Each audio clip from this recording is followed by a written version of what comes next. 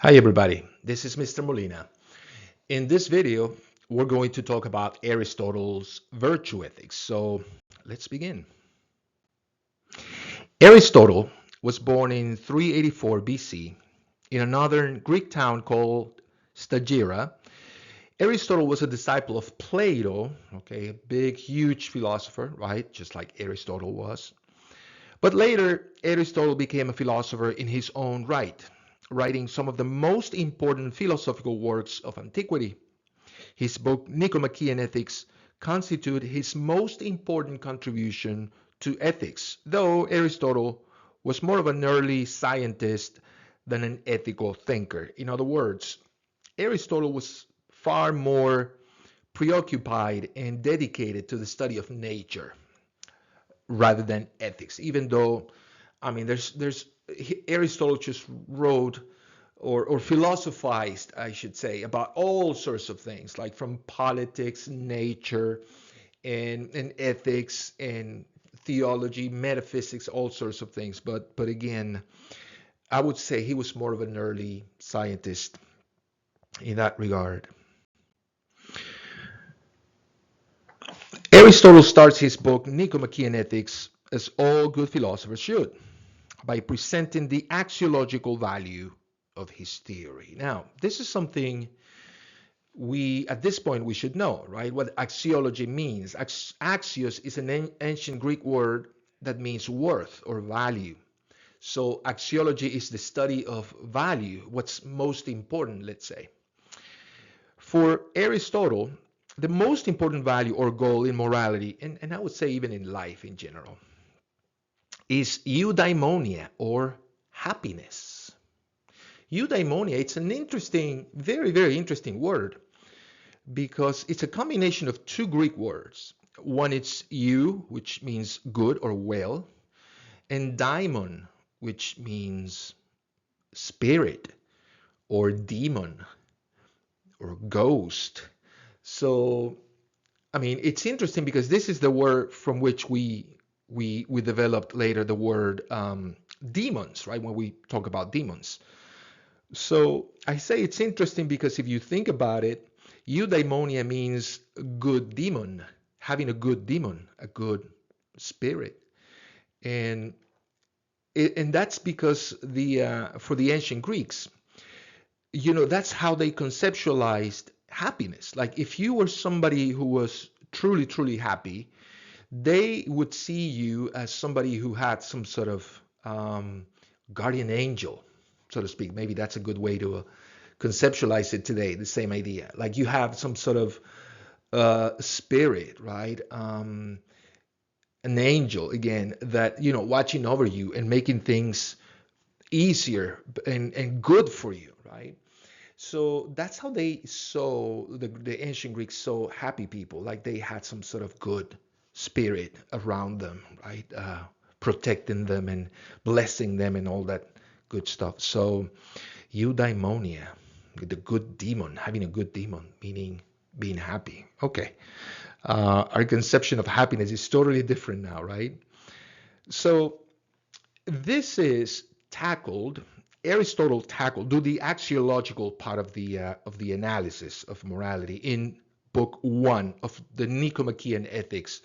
Now, the Nicomachean Ethics is one book, but in antiquity, instead of using chapters, they would use books, right? So when you see book 1 of Nicomachean Ethics, that's pretty much means like chapter 1. So in the very first chapter, Aristotle tackled axiology, right? What's most important in life and in morality, to be more specific, and that is eudaimonia. It's happiness. That's what everybody wants, right? In the end, I mean, we all want to be happy. And well, in according to Aristotle, happiness it's something that only a virtuous person can attain.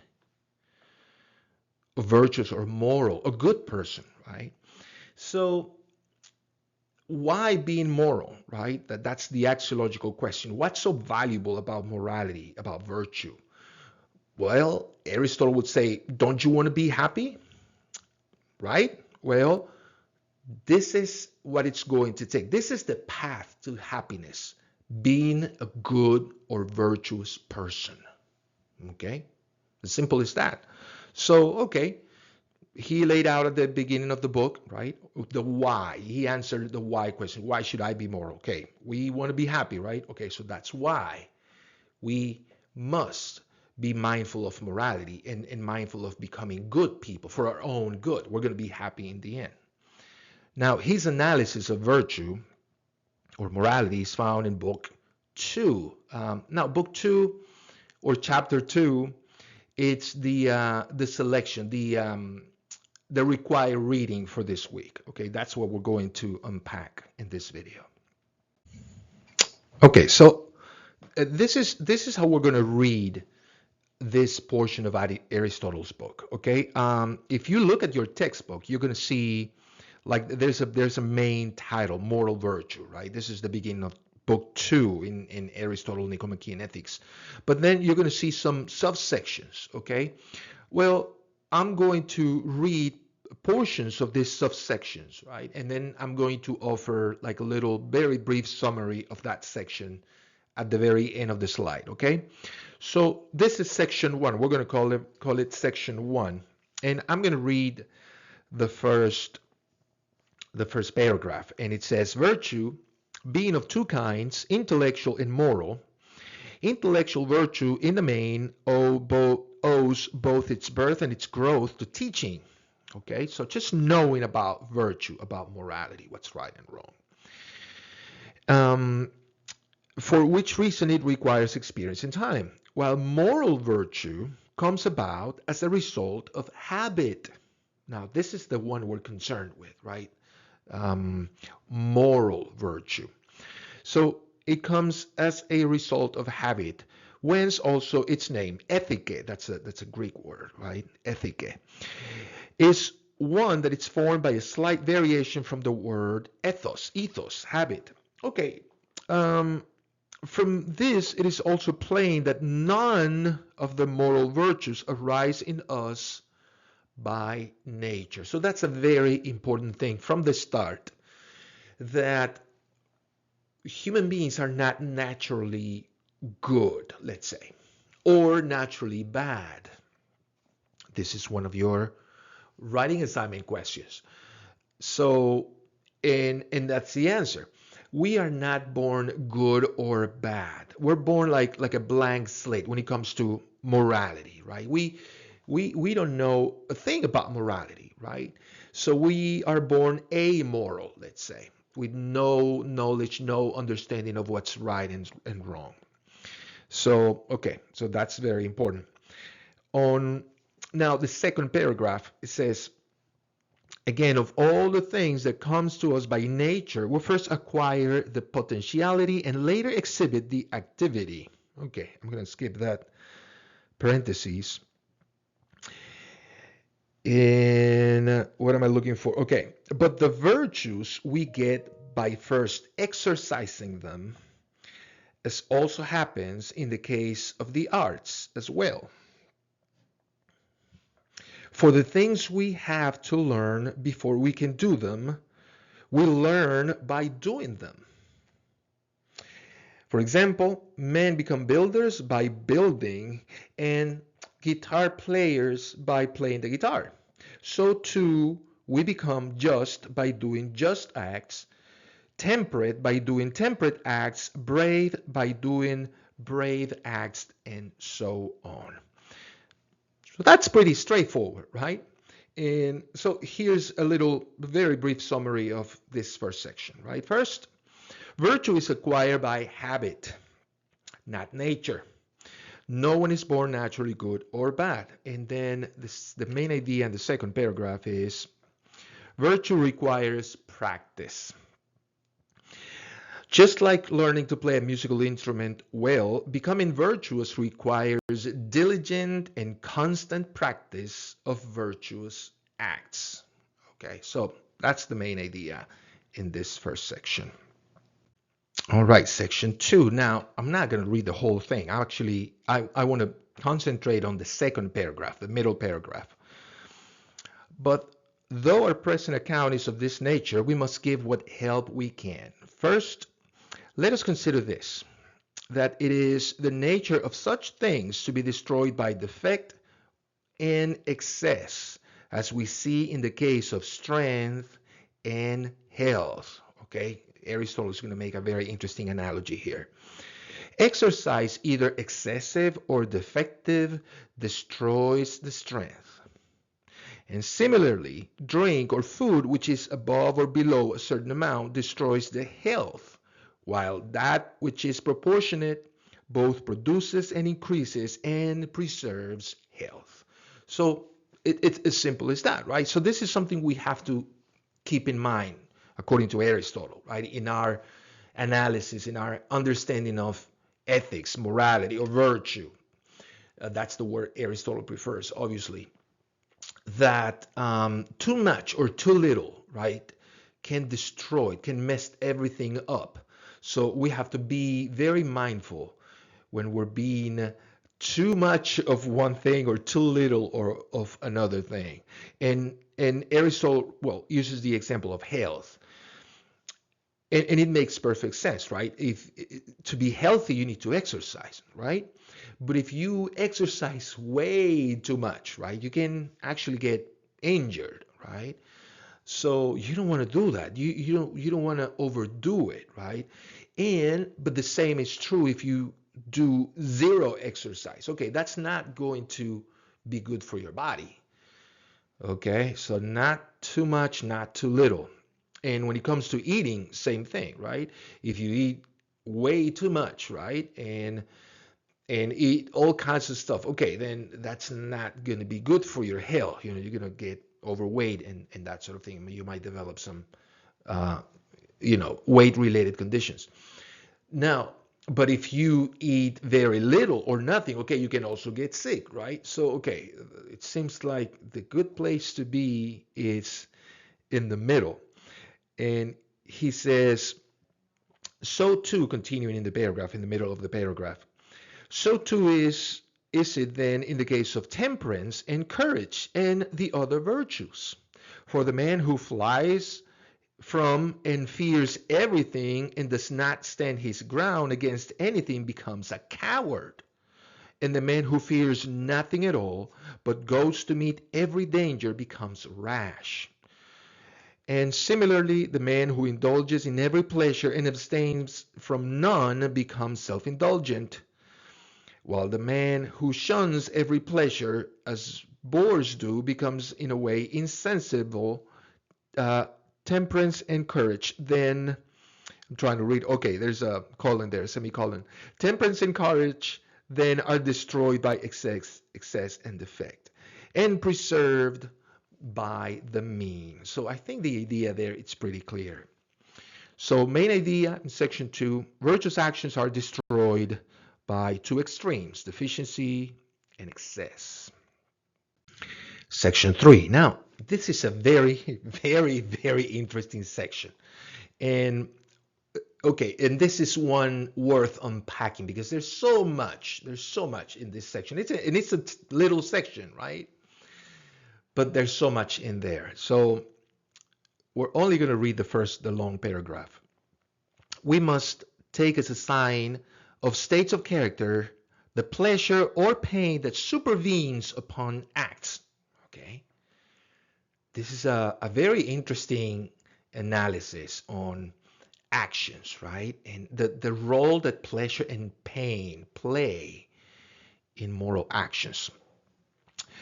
For the man who abstains from bodily pleasures and delights in this very fact is temperate. That's good. While the man who is annoyed at it is self-indulgent. The man who suffers, right, from not being able to say no to a pleasure, right? Okay, he's self-indulgent. And in that case, you see, I said suffers, the man who suffers, right? Because he can't say no. So there's an element there of pain.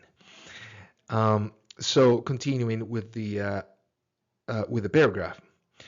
And he who stands his ground against things that are terrible and delights in this or at least is not pained, is brave.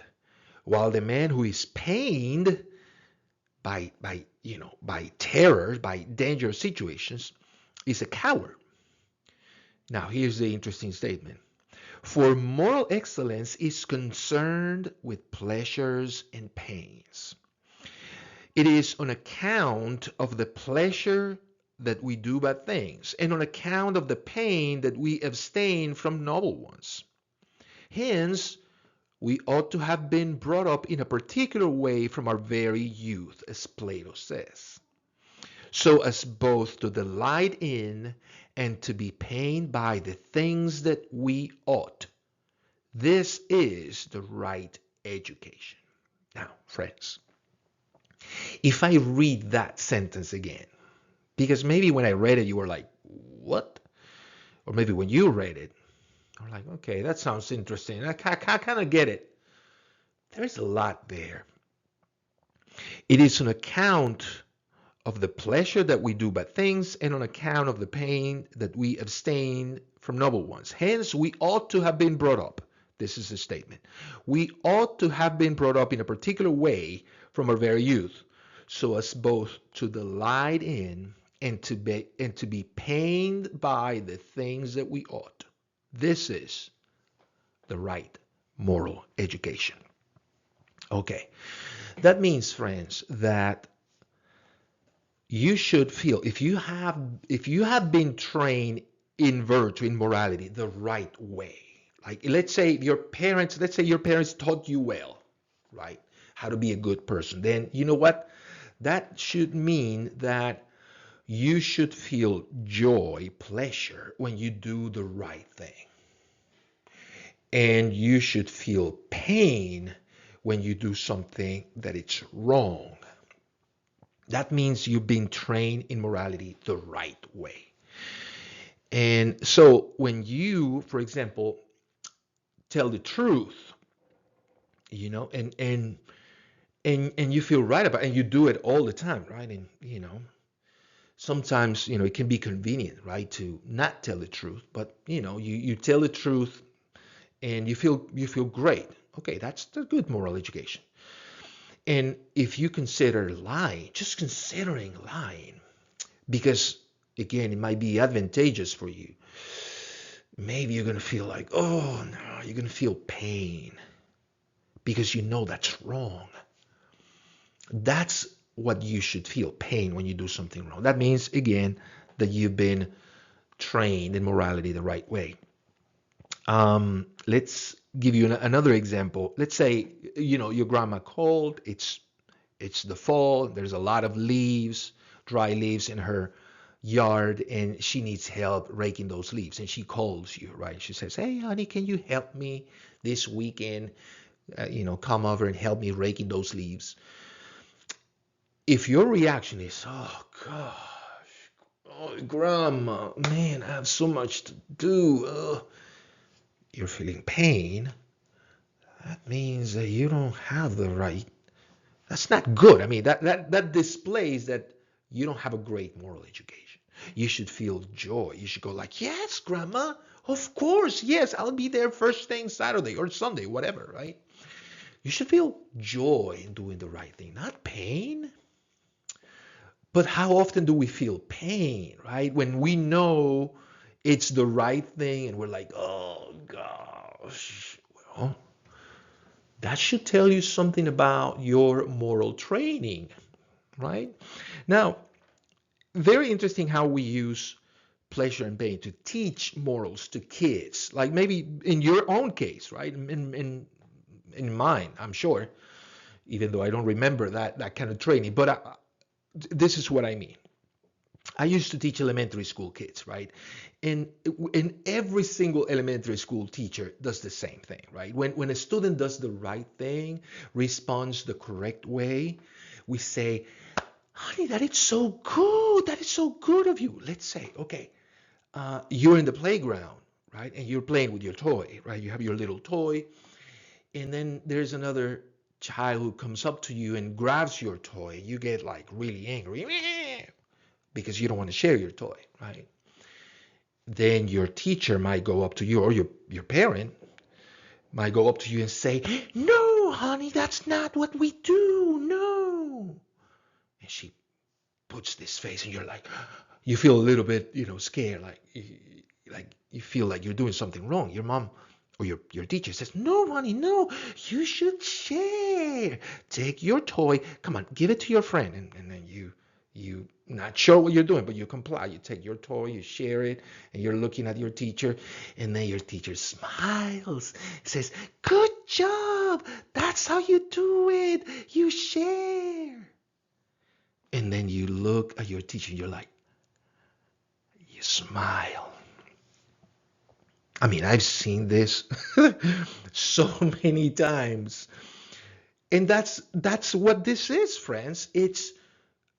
You're being trained to feel joy, to be glad when you do something good, like sharing. You share, you feel like, yes, I love it. You've been trained the right way. Your mom, your teacher told you well. And when you don't share, right, then you should feel pain because it's wrong. Okay, now imagine, right, the opposite, feeling joy when you do the wrong thing, right? Okay, well, that's a terrible moral education, terrible. So, and in the end, you're going to suffer because, once again, the path, you want to be happy, right? We all want to be happy. Well, the path to happiness is virtue, is being a good person. So that's a very important thing, right, to keep in mind. So the main idea in this section is pain and pleasure's relationship to moral actions. A good moral education makes virtuous acts feel pleasurable, while a bad moral education makes them feel painful. All right, well, we can see that in two different ways. Because if you feel pain, right, when you're thinking or you're doing something wrong, that means you have a good moral education, right? Because you know what the right thing to do is. Like, let's say, helping your grandma again, raking those leaves. I mean, if you feel pain, that's still good, though. That's not too bad. Because you know it's wrong. You should help grandma with those leaves. So you're feeling pain. That's not bad. That's actually good. But it's better that you feel joy. That's the goal. You should feel joy. So you see how important pain and pleasure are in moral education and being morally trained. Section 4. I'm going to skip the first two short paragraphs. Again, the case of the arts and that of the virtues are not similar. Okay, first he said they were similar. Now they're not. Okay, he's going to establish a difference, right? Because obviously it's not, they're similar, but they're not the same thing. I guess this is what Aristotle is trying to say. Because remember the first section, he compared being virtuous with practicing, with being good at playing an instrument, right? Because being good at playing an instrument requires practice, right, and diligence. But it's not obviously the same. Being virtuous is a different thing. So and he's going to establish that here. He says, for the products of the arts, like playing an instrument, have their goodness in themselves. So, okay, I'll explain that in a moment. So that it is enough that they should have a certain character. Okay, playing. I'm going to use playing piano. Okay, as an example, right? It's good that they have a certain character to be a good piano player or to play a tune the right way. Okay, I'll explain that in a moment. But if the acts that are in accordance with the virtues have themselves a certain character, it does not follow that they are done justly or temperately. The agent also must be in a certain condition when he does them. In the first place, okay, so this is another question in your writing assignment. The conditions, right, of, let's say, of being virtuous. Three things must be met, and this is what Aristotle is saying right here. In the first place, the agent, the moral agent, must have knowledge. Secondly, he must choose the act. and choose them for their own sakes, not for any other, with any other interest in mind. And thirdly, his action must proceed from a firm and unchangeable character. Okay, so those are the three things that are required for you to be virtuous. Unlike uh, the arts, unlike playing an instrument. Because, okay, here's the thing with instruments, right? And I mentioned piano. Okay, anybody can play a C chord in the piano the right way and make it sound perfect. Okay, just press three keys and I can tell you which keys to hit, and then then you will be able to play a C chord. Okay, anybody can do that. But to be virtuous, okay, that requires more. More conditions must be met. Because uh, telling the truth, for example, and being honest, okay, you're not an honest person. You cannot be considered an honest person by just telling the truth once, okay? Because you know how to tell a truth and a lie. You know how to do it. And occasionally, let's say, or once you tell the truth. By telling the truth once, that does not make you an honest person. More is required of you. And Aristotle is saying, number one, you must know what the right thing to do is. Number two, you must do it. You must tell the truth, right? In this case, for no other reason than the truth is the right thing to do. Okay, you're not telling the truth because it's convenient or because you want to, you know, be looked as an example of whatever, honesty or whatever. No, no, no. You don't have anything, reputation, any of those things in mind. Number one, you know telling the truth is the right thing to do. And number two, you do it for its own sake, right? You're not pursuing any advantage. And number three, and this is the important one, right? You must do it from a firm and unchangeable character, meaning you must do it habitually to the point where you develop the character, being honest. Okay? So I hope that makes sense. So an act in itself, it's not a virtuous act. It's not going to make you virtuous. Okay? Telling the truth once is not going to make you honest. Remember, you have to do it habitually and do it from a character that it's immutable, that it's unchangeable. Like you do it always. You always tell the truth. You're always courageous. You're always temperate, and so on with the other virtues. Let me read that last paragraph. Actions then are called just and temperate when they are such as the just and the temperate man would do.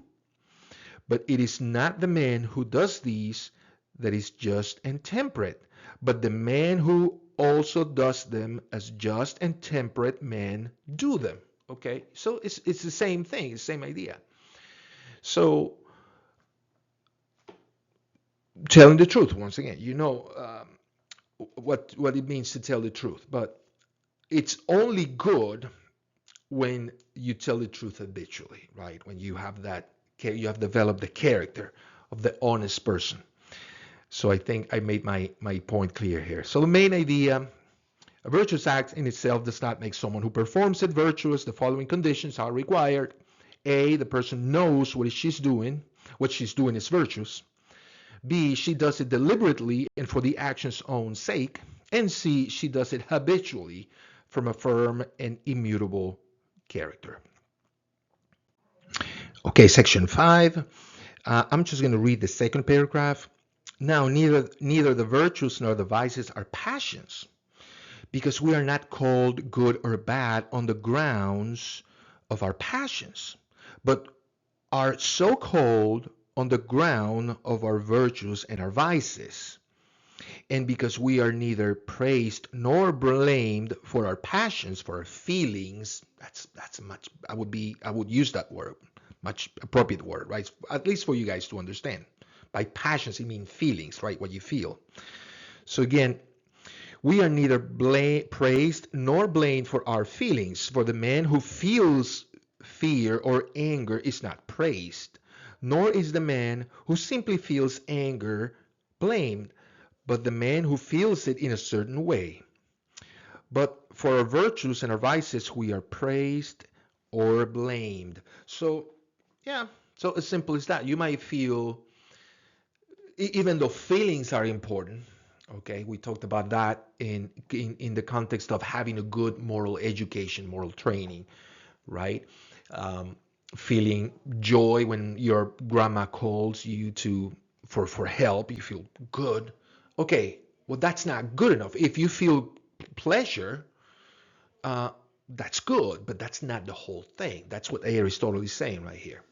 You have to act, right? Remember, this is a philosophy and ethics of action. You gotta act. You gotta do it.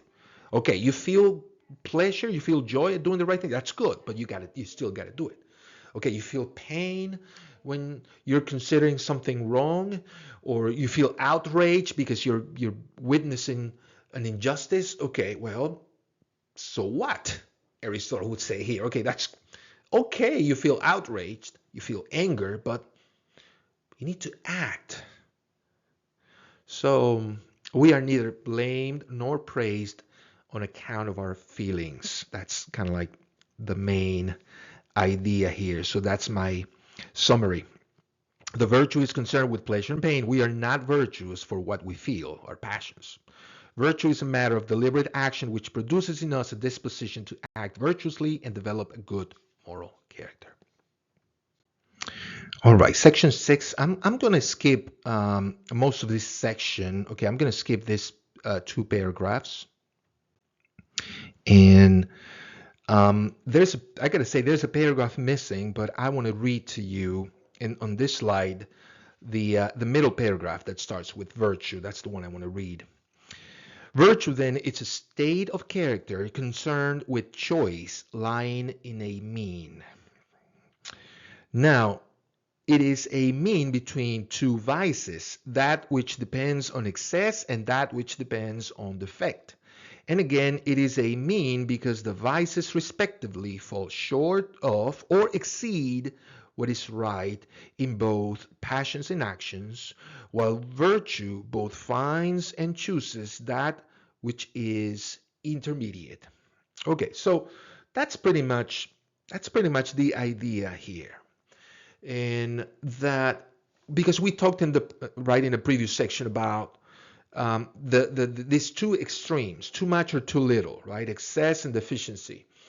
And now he's telling us, right, more clearly, that which is intermediate, it's what's virtuous. Okay, so we always have to be mindful of the mean, choosing the mean between these two, staying in the middle of these two extremes when it comes to virtuous actions, because Aristotle already explained how even of something good, too much of something good can be bad, or too little, right, can be also bad. So the best way to be, the best policy is to stay in the middle.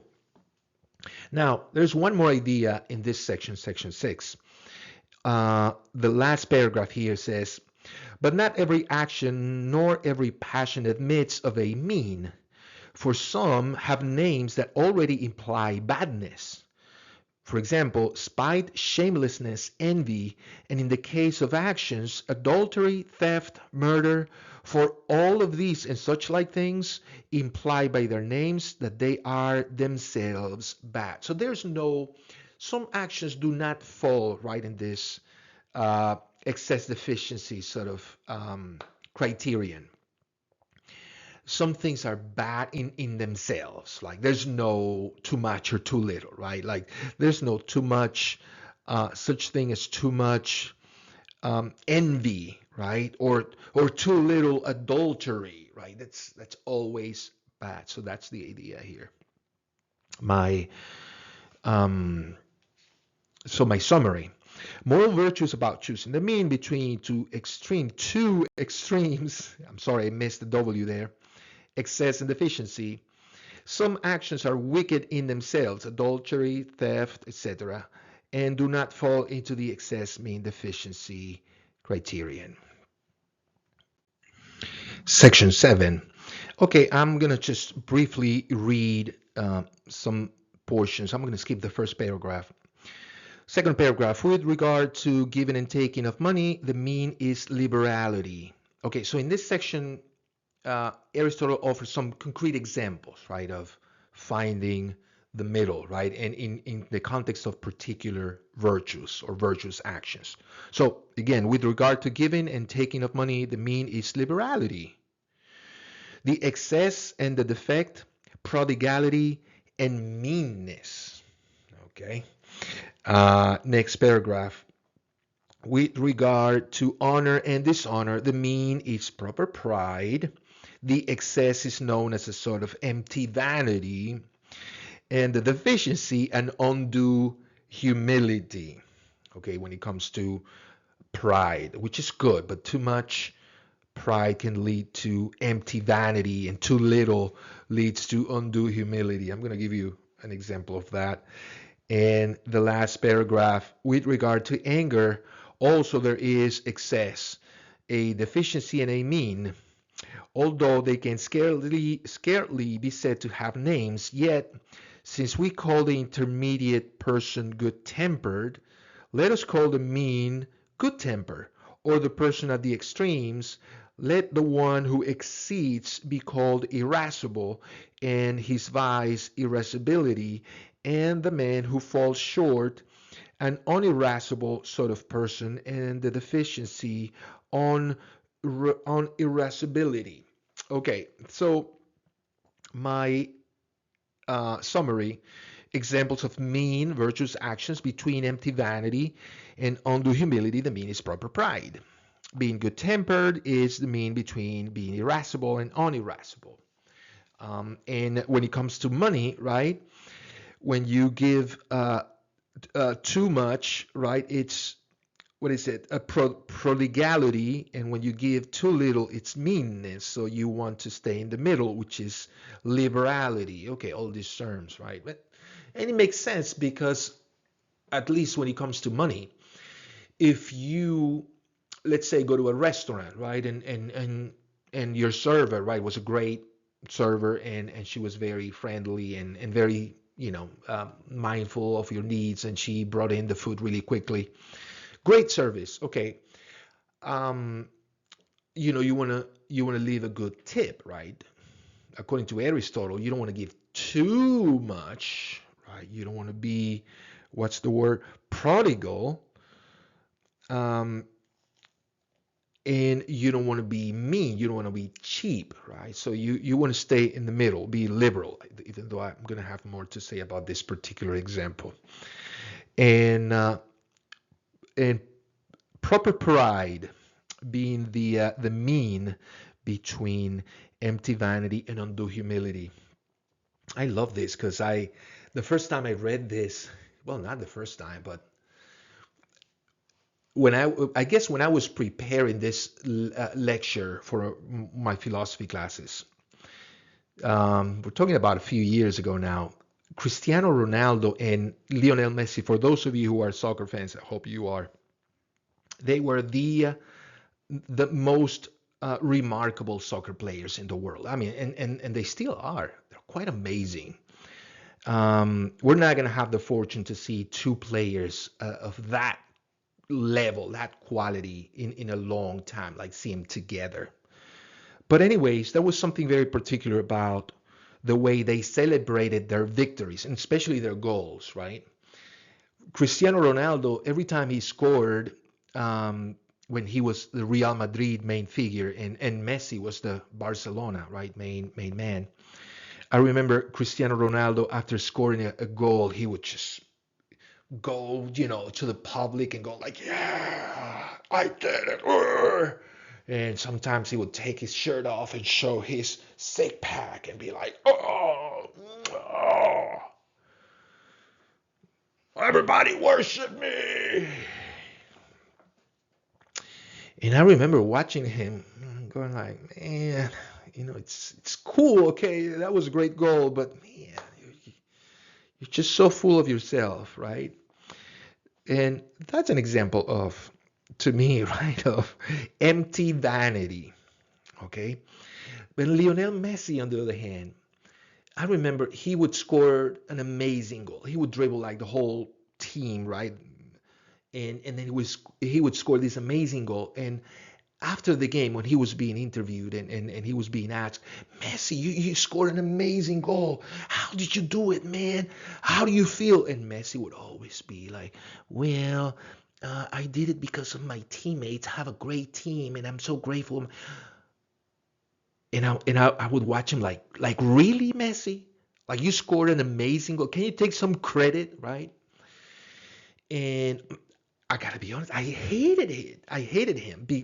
I mean, take some credit, man. No, I told my teammates and my coach, I have an amazing coach. I wouldn't be here without them. So, okay, to me, that was an example of undue humility. Okay, proper pride, friends. Just stay in the middle.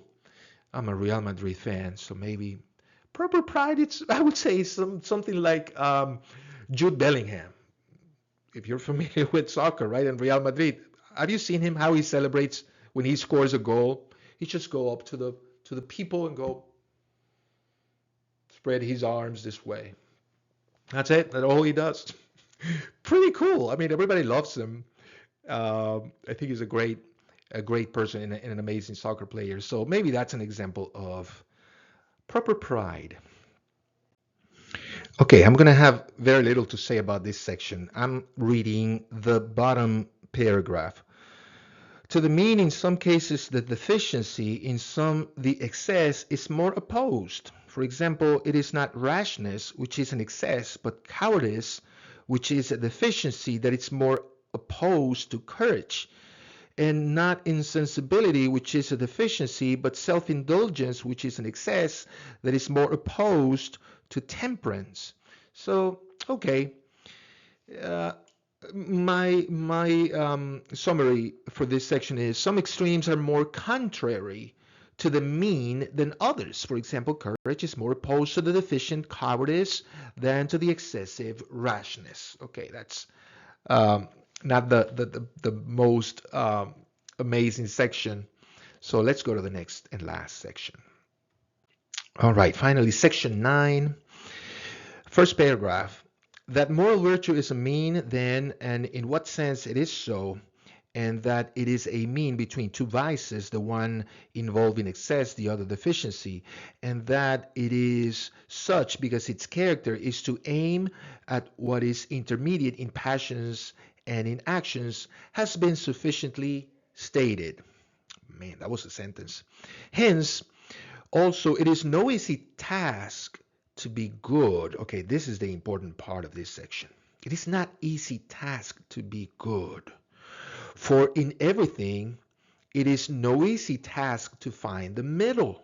For example, to find the middle of a circle is not for everyone, but for him who knows. Oh, so that's interesting. Aristotle now is saying that locating the middle, it's not an easy thing. Ooh, okay. So it seems like it's only appropriate for an expert to find the middle. Okay, so that means what? We're not experts, and it's a good observation, because how do you know when you stay in the middle, when too much is too much or too little is too little? And here I want to use the example of the liberality of being generous. Okay, that's another word, right, for liberality, being generous. Remember, you're at a restaurant, you had a great server. Um, how much is a good tip? How much is too much? How much is too little? For some people, right? Um, let's say your bill is, I don't know, $30 for a meal, right, at a restaurant. Service was great. So how much is a good tip? 15%? 20%? How about 50%? I mean, the server will be incredibly happy, right? How about more?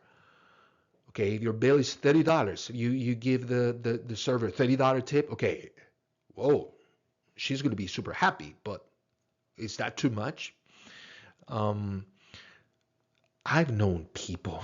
I actually remember this particular friend. This guy, he was a coworker, not really a friend, but he invited me to have lunch with him, and we went to a Chinese buffet. And at the end, when we were leaving, he left $1 for the server, $1. And boy, the server was not happy, and he was not happy. My friend was not happy either that the server wasn't happy, because for my friend, for this guy, he thought he was giving the server a nice tip, $1. Of course, this was years ago, but it was very, very little. It was cheap. But how do you know when you know you're being cheap, you're being mean with your tipping? Well, Aristotle is saying here that it's only experts will know. Wow, like really? Uh, it says, it is no easy task to be good, for in everything it is no easy task to find the middle. To find the middle of a circle is not for everyone, but for him who knows. Gosh, so, okay. How do I know? That's the question. How do I know I'm not being, I'm being in the middle when it comes to pride? I'm exhibiting proper pride, and I'm not being too arrogant about my triumphs. How do I know? How much credit should I take, and how should I take it? These are interesting questions, right? Okay, so that's one thing in this section. The other idea that relates to another of your writing assignment questions, it's in the last paragraph. Now, and I gotta say, right, in this screenshot, the last paragraph in this screenshot, it's not the last paragraph in the textbook. Okay, so there's a paragraph. The very last paragraph is actually missing in this slide. Just I want to let you know that. So this I'm going to read. It's the last paragraph here, but it's the second to last in the textbook. Now, in everything, the pleasant or pleasure, it's most to be guarded against, for we do not judge it impartially. Okay, we don't judge pleasure impartially. Um, for if we dismiss pleasure, we are less likely to go astray. Okay, so the question, your writing assignment questions relates to was what particular feeling should we be mindful of, right? Should we avoid, and that it's pleasure. Okay, pleasure is important in the training, right? In the moral training. You remember, right? The examples I used, the smile, when teachers teach you to do the right thing by smiling, and discourage you from pursuing things that are inappropriate by, putting like sad face and going, "Oh no, honey." Okay, but Aristotle is saying here, but okay, pleasure is important in the training, but you gotta watch out with pleasure, right? Because we're not good judges when it comes to pleasure. So we better we have to stay away from this feeling. Okay. Pleasure, Aristotle says, leads easier to the opposite of virtue, to vice. So you see why this is an important warning? We can go the other way in the opposite direction, right? If you want to be good and virtuous and moral, if you're paying too much attention to pleasure, okay, that might go wrong, right? So which let me make me think about our societies today, right? We put so much emphasis on joy and pleasure and having fun and having good food, right? And I mean, think about all those TV commercials, right? And a good beer, good food, traveling and having a great car and living the life. It's all pleasure, pleasure, pleasure. And we are driven by pleasure, like amazingly. So I think this is a fair warning to make from Aristotle. We got to be careful, because we might end up going in the opposite direction, right? We might end up becoming immoral. if we pay way too much attention to pleasure, to pursue, the pleasurable. So that's the warning here. So for summary, being virtuous is difficult. Not everyone can identify the mean of an action between two extremes, um, or knowing when, where, and for whom to perform a good action. And some considerations regarding the proper attainment of the moral mean: avoid the pull of pleasure as it leads easier to vice. So that's it. That's the reading, friends. Now, I'm going to offer you, before closing this video, a summary of the theory and other important things, important ideas regarding virtue ethics that I want you to be mindful of.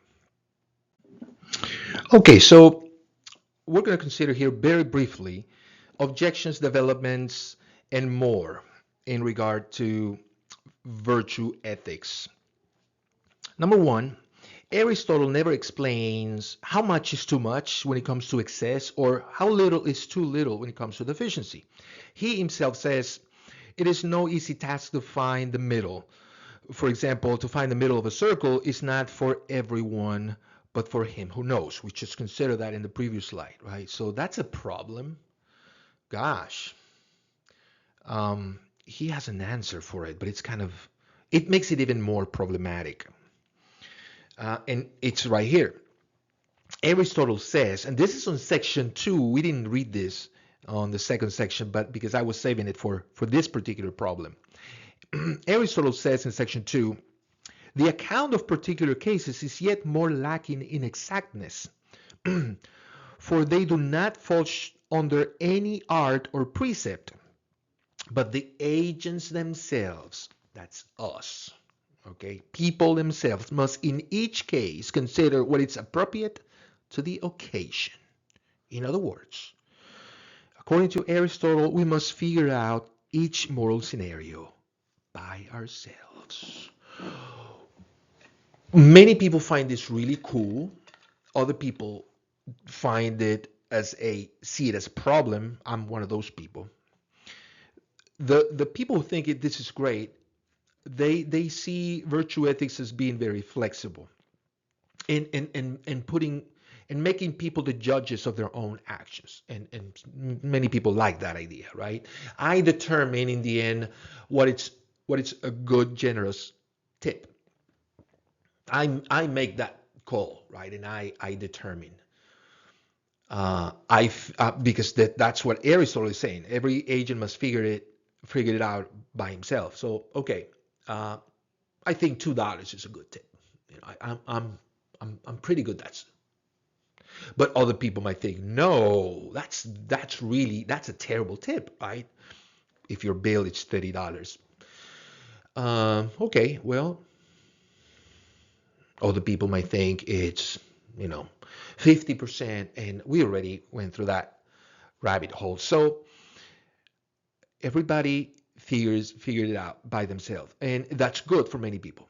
But for others like me, it's a problem. Like in the end, we have it's difficult to find objectivity. It makes virtue ethics so subjective.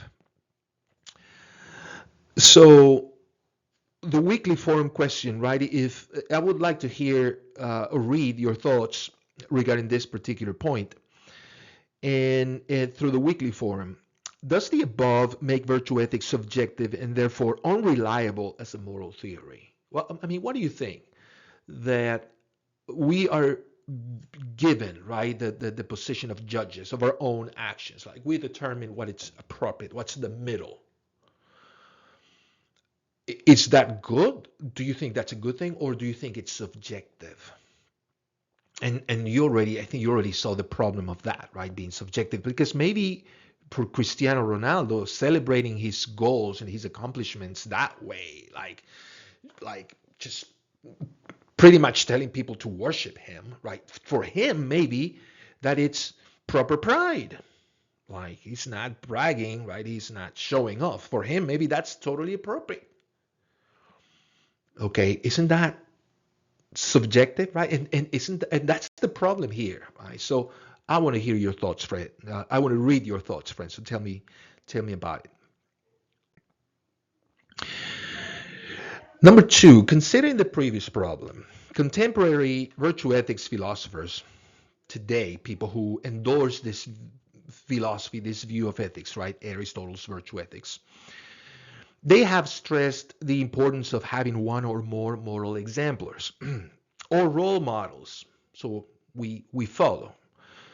The idea is to have some objectivity and a better understanding regarding how to live and act virtuously. Okay, so he like a solution to the previous problem. Okay, well, if you think virtue ethics is too subjective, okay, well, pick a role model, right? Somebody you admire, somebody you consider a virtuous individual, and follow his or her lead, right? And follow his or her example. And then you'll have a concrete objective standard, let's say, of what's appropriate and inappropriate and what's proper pride or whatever. So that's what you should do. Okay, just find a moral exemplar, role models. And the problem, however, is knowing who counts as a moral exemplar. After all, many people consider Hitler, Lenin, and Osama bin Laden examples to follow. So that's a problem again, right? And it's a subjective problem. How do we determine who is a good moral exemplar to follow? It's funny how in when I teach this in class, right, in my in-person classes, I ask students, I said, who do you consider somebody who is virtuous, like a celebrity, right, that you would like to emulate because you see him as an example of good moral behavior? And some people would say, well, Barack Obama. And I would hear other students in class going like, what? Are you crazy? Well, some people consider Barack Obama a good moral example. Other people don't. Other people think that's a terrible moral example. And recently in a class, a student actually said Donald Trump in front of his classmates. He said, well, I think Donald Trump, and this was quite, to me, this was quite something, friends, because I'm not talking about a student who was white, but it was a male African American student. And I thought he was kidding at the beginning when he raised his hand, he said, Donald Trump. I thought he was kidding, but then I looked into his eyes and he was serious. And everybody else in the room were like, whoa. So, okay, so we're stuck with the subjective element of the theory, right? People disagree tremendously regarding who count as a moral exemplar. So that's problematic. Once again, virtue ethics seems guilty of being too subjective and even relative, considering people from other cultures might have contrasting examples of what counts as a moral exemplar. All right, last but not least, number three, according to Aristotle, virtue is acquired by learning and habit, which means it is our immediate family and our society that teaches us moral virtue. We talked about this, right? But what about individuals who didn't have the fortune of having been brought up in a good moral family or in a good community? Is it really their fault if they turn out to be dishonest, violent, drug abusing, crime committing individuals? Are they responsible for not being virtuous? This is known as the objection of moral luck. And it's quite the objection because Aristotle said it at the beginning in regards to pleasure and pain. Remember, if you feel joy while doing the right thing, okay, that means you've been brought up in the right way, right? And it's all about that, about your moral training, your moral education. But okay, but what if you totally lack that moral training? What if you didn't have a good family environment? You didn't have good parents. Maybe your parents were terrible, abusive and drug addicts. And you would be the product of that environment, and therefore you would not know right from wrong. So, okay, So if in the end that it's absolutely relevant for you to be a good person, right? Your training, if okay, then you're not to blame if you are a terrible person because your parents were terrible and you didn't have that opportunity to have a good moral training. Um, so good people are good because they had the fortune of having, let's say, two good parents and having been brought up in a nice community and that sort of thing. So, well, maybe I didn't have that luck, right? So, am I to be judged because I didn't have that? I mean, it was totally off my control, right? This is what I want you to know. Like, tell me your thoughts. Tell me what you think. Weekly forum question: do you agree with this objection? Should people with a terrible moral upbringing be seen as victims and not be held accountable for their wrongdoings? And this is actually um, contemplated, let's say, in our legal system when people, to some extent, like I'm just thinking about this, quite an interesting case, something that happened quite recently. You're probably familiar with the story in Los Angeles. This young woman stabbed her boyfriend to death. Like I think it was 108 times she stabbed him to death. And then she was declared innocent. Why? Because she was under the influence of some very potent drug. So she didn't know what she was doing, right? And her parents were, drug addicts, and she turned out to be the same way. And then under the influence of this powerful drug, she did something criminal, and yet she was declared innocent. She didn't spend 0 days in prison for that crime. So what do you think? Is this appropriate? Is it an appropriate way of looking at morality, moral actions? Tell me your thoughts. I'll be more than happy to read them. So for now, I'm going to say bye. I hope this video was helpful in understanding virtue ethics. And if you have any other question regarding virtue ethics or anything else regarding our class, always use the weekly forum and earn some participation points. See you later.